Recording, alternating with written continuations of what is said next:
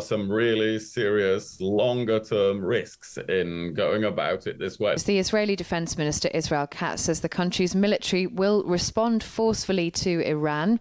It says Iran has violated a ceasefire by firing missiles into Israel and has instructed the armed forces to do the same in retaliation. It comes after President Trump announced a ceasefire had been reached late last night and urged this morning for all sides to maintain it.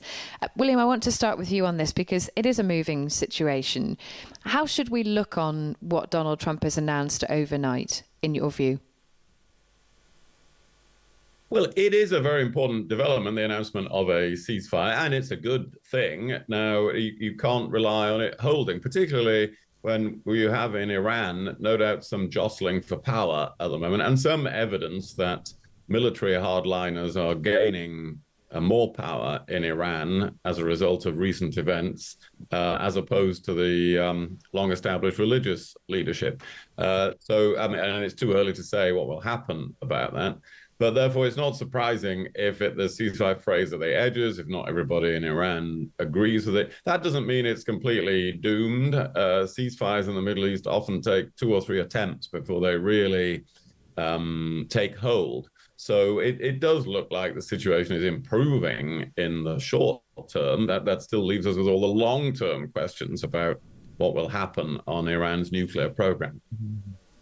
And that makes this NATO summit even more important than usual, doesn't it? I mean, we just spoke to Norway's defence minister, who said essentially there are differences of opinion here about what Donald Trump did, about the legality of the strikes that he decided to take unilaterally, essentially, earlier on, however many days ago now.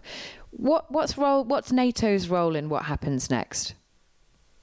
Well, it's not. NATO doesn't really have a role in what happens over Iran. You know, you can see very clearly from all the events of the last 12 days, it's Israel that really called the shots, that has military dominance in the Middle East, and effectively pushed Donald Trump into taking a decision to support the action that Israel had started, rather than the U.S. So even the United States did not determine the course of events here, let alone NATO. So NATO's role is more focused on the defense of Europe, of course, and this huge increase in defense spending that the NATO summit will call for is primarily motivated by the war in Ukraine, the behavior of Russia. So I wouldn't expect NATO to be calling the shots on Iran. There definitely were differences of views around the table about whether this was the right thing to do and whether it was legal. But the influence will be very little of NATO over what happens in the Middle East. And Kezia, we've been talking on the programme today about the UK's role, how people feel about the UK's participation or lack of it in Donald Trump's action. What's your perception of how well the government has been doing managing this? I think it's done the right things in terms of, not aligning itself with America too closely with regards to action in Iran. Its words, however, have come very close to that, and there's lots of people in the Labour Party and on the left quite concerned about just how aligned the language has been in describing Iran in the way that it has, and that's all down to the long shadow that Iraq casts over the party, and I think that will be at the forefront of Keir Starmer's mind, not least because he was an opponent to that action all those years ago, but also with his legal backing in mind between him and Richard Hermer. There's just no way, no countenance in my mind that they would ever get close to doing anything that was out with the bounds of international law. And I think that's really what's at the forefront of Labour thinking at the moment. That's so interesting you say that, because the other argument against the government is that they're neither one thing nor another here, are they? Because there are people, and I put this to Pat McFadden, who say America's your ally, you kind of suck up to Donald Trump. We're not asking you to give him legal approval. We're just going to say, do you support what he did? And he can't say that, but he can't say he doesn't support it. So it feels like the people who want to see him realpolitik allying with his natural ally, he's not giving them that, and he's not giving the people on the left any succor that he's challenging Donald Trump. He's kind of neither one thing nor another. It's such a delicate dance, Stig, and it's one that I think Labour will continue to do. That word support is very difficult to define. What do we mean by support? Do we mean that in a sense of verbal solidarity, or are we talking about it in terms of military alignment? And I think what Keir Starmer's got to do is not fall out with Donald Trump as much as he possibly can in any environment for all the wider economic and trade reasons that we're all well versed in. That said, he doesn't want to play this game either, and so the dance goes on.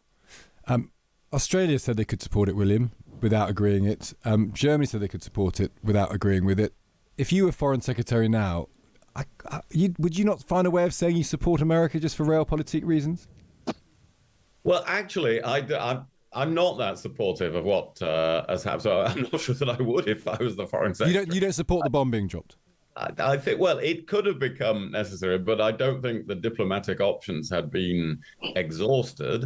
And I think there are some really serious longer-term risks in going about it this way. There's no doubt these military operations by Israel and the United States have been brilliantly conducted and will have set back the Iranian nuclear program a great deal, whatever the damage assessment in the end.